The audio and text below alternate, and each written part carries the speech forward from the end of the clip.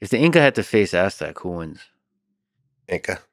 Inca. I mean, the Aztecs were psychotic, but the Inca had just reserves for miles. Right. And they had that essential hearts and minds. Right. There was only one thing that everybody got pissed off about when they joined the Inca Empire. For some reason, everything was owned communally except the llamas.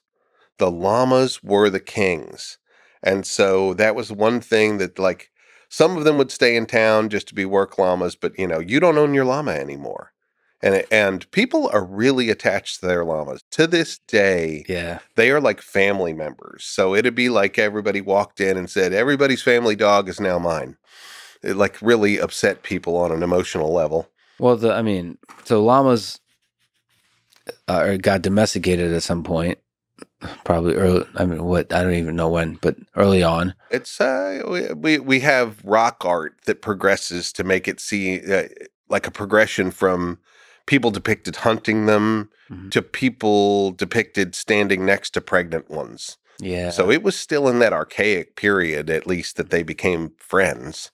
Yeah, but if you roll in and you own them, that's yeah, that pissed everybody off. For some reason, the Inca owned everybody's llama instantly, and he would take anything he wanted. A lot of them would just get carted away that day, just sent to Cusco.